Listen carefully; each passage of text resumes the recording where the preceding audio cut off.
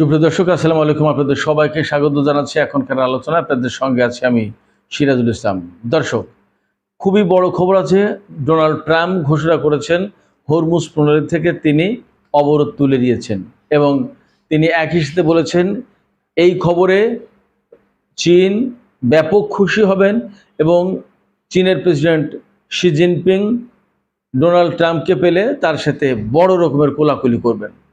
এরপরে আমেরিকা এবং ইরানের মধ্যে নতুন করে আলোচনা অনুষ্ঠানের জন্য পাকিস্তান থেকে উচ্চ পর্যায়ের একটা প্রতিনিধি দল ইরানে গেছে। সেই প্রতিনিধি দলের নেতৃত্বে রয়েছেন পাকিস্তানের সেনাপ্রধান ফিল্ড মার্শাল আসিম মুনির। পরিস্থিতি যখন এমন, মানে হরমুজ প্রণালী যখন খুলে দেওয়ার ঘোষণা দিচ্ছেন প্রেসিডেন্ট ডোনাল্ড ট্রাম্প এবং পাকিস্তান থেকে সেনাপ্রধান সহ বিরাট উঁচু পর্যায়ের একটা প্রতিনিধি দল যখন তেহরান সফর করছেন আলোচনা অনুষ্ঠানের জন্য, তখন কি মনে হচ্ছে যে সমস্যার সমাধান হতে যাচ্ছে? তাহলে কি মনে হয় যে একেবারেই শান্তি প্রতিষ্ঠা হয়ে যাচ্ছে খুব শিগগিরই? যার কারণে ডোনাল্ড ট্রাম্প বলছেন তিনি যুদ্ধবিরতির মেয়াদ বাড়ানো নিয়ে ভাবছেন না, যুদ্ধ বরং খুব শেষের কাছাকাছি। সুপ্রিয় দর্শক, এই প্রশ্নগুলো নিয়েই এখনকার আলোচনা। আশা করি আপনারা সবাই শেষ পর্যন্ত সঙ্গে থাকবেন। আর ভিডিও ভালো লাগলে লাইক, কমেন্ট, শেয়ার করবেন এবং চ্যানেলটি সাবস্ক্রাইব করে সাথেই থাকবেন। আপনারা চ্যানেলটি সাবস্ক্রাইব করলে এই চ্যানেল দ্রুত আরও অনেক বেশি ছড়িয়ে পড়বে মানুষের মাঝে, কারণ আপনারা দেখবেন এবং আপনারা শেয়ার করবেন, তাহলে মানুষের মাঝে ছড়িয়ে পড়বে। ইরান এবং মধ্যপ্রাচ্যের বা আন্তর্জাতিক খবরাখবরের অথেন্টিক নিউজ পাওয়ার জন্য আপনাদেরকে এই চ্যানেল সাবস্ক্রাইব করার একান্ত অনুরোধ জানাচ্ছি। দর্শক, চলুন মূল আলোচনায় চলে যাই। মার্কিন প্রেসিডেন্ট ডোনাল্ড ট্রাম্প কিছুক্ষণ আগে সোশ্যাল ট্রুথে দেয়া পোস্টে বলেছেন যে তিনি হরমুজ খুলে দিয়েছেন এবং এটা শুধু চীনের জন্য না, সারা পৃথিবীর জন্য। তিনি এইভাবে বলেছেন যে এটা চীনের জন্য এবং সারা পৃথিবীর জন্য। তার মানে দাঁড়ায় যে হরমুজ প্রণালী এখন খোলা, এটা নিয়ে আর কোনো অবরোধ নেই। কিন্তু বাস্তবতা কি সেটা একটু জানার বা বোঝার জন্য মনে হয় অপেক্ষা করতে হবে, কারণ ডোনাল্ড ট্রাম্প যা বলেন তা যে সব কিছু সত্য হয় বা সব কিছু কাজে পরিণত করেন এমনটি নয়। দেখা যাক বাস্তবতা কি দাঁড়ায়, একটু অপেক্ষা করতে হবে। তবে হরমুজ প্রণালী নিয়ে এই কয়েকদিন তো ব্যাপক উত্তেজনা, টানাপোড়েন, নানামুখী খবরাখবর ছিল। ইরান বলেছে মার্কিন অবরোধ কার্যকর হয়নি, আর আমেরিকার সামরিক বাহিনী বিশেষ করে সেন্টকম বলেছে পরিপূর্ণভাবে অবরোধ বাস্তবায়ন করা গেছে। আমরা বিভিন্ন খবর থেকে জানতে পারছি ইরানের জাহাজ বা চীনের জাহাজ বা আরও কিছু কিছু জাহাজ হরমুজ প্রণালী পার হচ্ছে। আবার আমেরিকার পক্ষ থেকে বলা হচ্ছে যে সমস্ত জাহাজ পার হয়েছে তাদেরকে আবার ফেরত পাঠানো হচ্ছে। আসলে বাস্তবতা কি সেটা যাচাই করা বেশ কঠিন। তবে হরমুজ প্রণালীতে যে খুব বেশি একটা মার্কিন অবরোধ কার্যকর হয়নি তা মোটামুটি বোঝা যাচ্ছে। যা হোক, এই হরমুজ প্রণালী নিয়ে যখন মারাত্মক রকমের টানা পড়েন, তখন ইরানের খাতামুল আম্বিয়া ঘাঁটির যে প্রধান commander major general Ali Abdullahi, তিনি একেবারে সরাসরি হুমকি দিয়ে বলেছেন যে যদি হরমুজ প্রণালীতে অবরোধ কার্যকর করার চেষ্টা করে এবং স্বাভাবিক না করে দেয় পরিস্থিতি, তাহলে কিন্তু ইরান আমেরিকার বিরুদ্ধে পাল্টা ব্যবস্থা নিতে বাধ্য হবে। তার মানে প্রতিশোধমূলক ব্যবস্থা নেবে। প্রতিশোধমূলক ব্যবস্থা মানে সম্ভবত হামলার কথা বলেছেন। এদিকে ইরানের পক্ষ থেকে আরও বলা হয়েছিল যে আমেরিকা যদি হরমুজ প্রণালীর পরিস্থিতি স্বাভাবিক না করে, এখানে কোনো রকমের হরমুজ প্রণালী ব্লকেট করার চেষ্টা বাস্তবায়নের পদক্ষেপ নেয়, তাহলে ইরান লোহিত সাগরের এই প্রণালী অর্থাৎ বাবাল মান্দেব প্রণালী বন্ধ করে দেওয়ার ব্যবস্থা নেবে। তার মানে পরিস্থিতি কিন্তু খুব নাজুক পর্যায়ে চলে যাচ্ছিল। বিশ্বের অর্থনীতি ভয়াবহ সংকটের মধ্যে পড়তে যাচ্ছিল।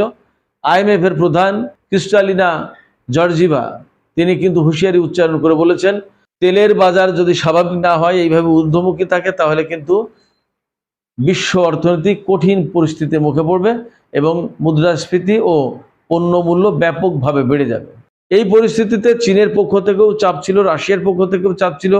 পৃথিবীর সমস্ত দেশ ডোনাল্ড ট্রাম্পকে দোষী সাব্যস্ত করছে এই ক্রাইসিস তৈরি হওয়ার জন্য এবং তার কাছে হরমুজ প্রণালী একেবারে স্বাভাবিক রাখার জন্য সবাই আহ্বান জানিয়েছে। শুধু তাই না, আমেরিকায় তার বিরুদ্ধে ব্যাপক বিক্ষোভ, শোভাযাত্রা, সমাবেশ হচ্ছে।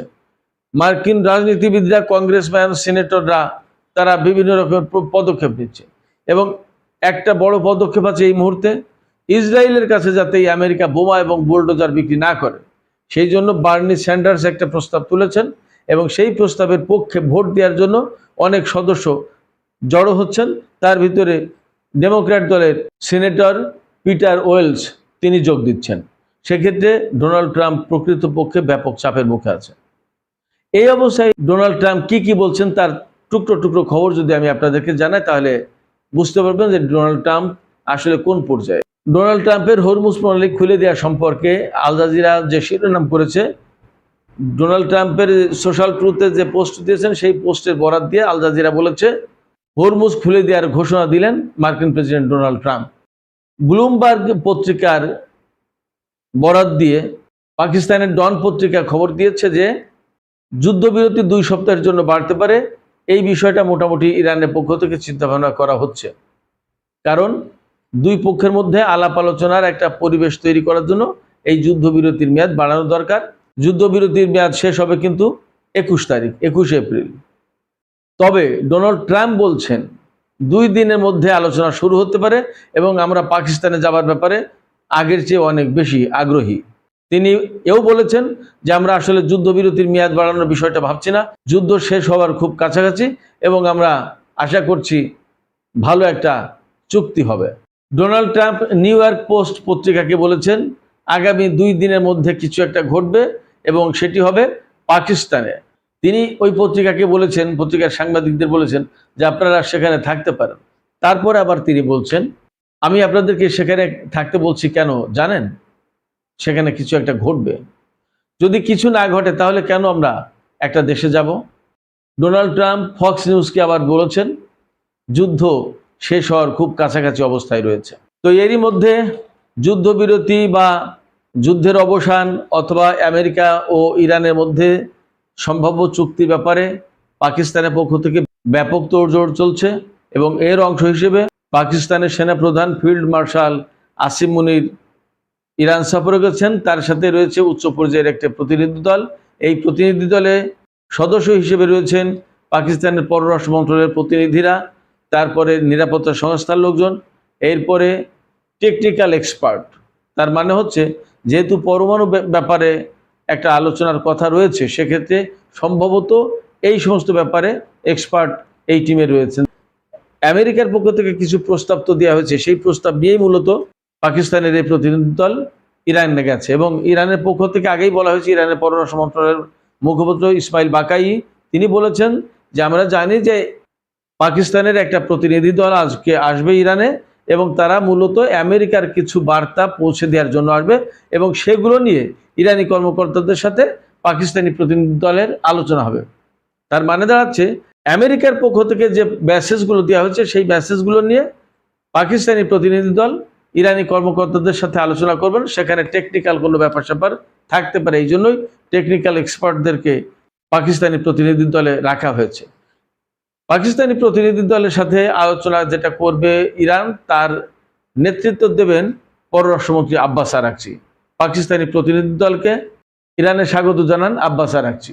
ইরানের পররাষ্ট্র মন্ত্রণালয়ের মুখপাত্র ইসমাইল বাকাই আরও জানিয়েছেন যে পাকিস্তানের রাজধানী ইসলামাবাদে গত শনিবার যে আলোচনা হলো সেই আলোচনা ভেঙে যাওয়ার পরেও পাকিস্তানের পক্ষ থেকে তারা বেশ কয়েকটি মেসেজ পেয়েছেন। এই মেসেজগুলো মূলত আমেরিকার মেসেজ। তো এখন এই যে আলোচনা হতে যাচ্ছে, এই আলোচনা আসলে কি হতে পারে এবং কি কি বিষয় নিয়ে মূলত আলোচনা হবে, এতে পরিষ্কার বোঝা যাচ্ছে ইরানের ইউরেনিয়াম এনরিচ করা, ইরানের পরমাণু কর্মসূচি, এ সমস্ত বিষয় নিয়ে আলোচনা তো হবেই, ইরানের ক্ষেপণাস্ত্র কর্মসূচি ইত্যাদি ইত্যাদি।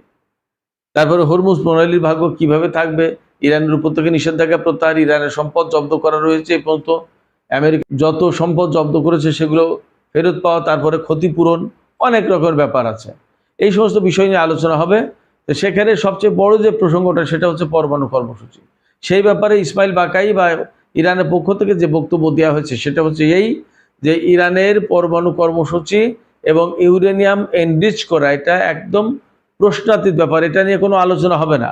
আলোচনা একটা ব্যাপার হতে পারে যে ইউরেনিয়াম কত মাত্রায় সমৃদ্ধ করবে ইরান, এটা নিয়ে হয়তো আলোচনা হতে পারে, কিন্তু এই রকম কোনো আলোচনা হবে না যে ইউরেনিয়াম একেবারে এনরিচ করতে পারবে না ইরান, বন্ধ, এমনটা না।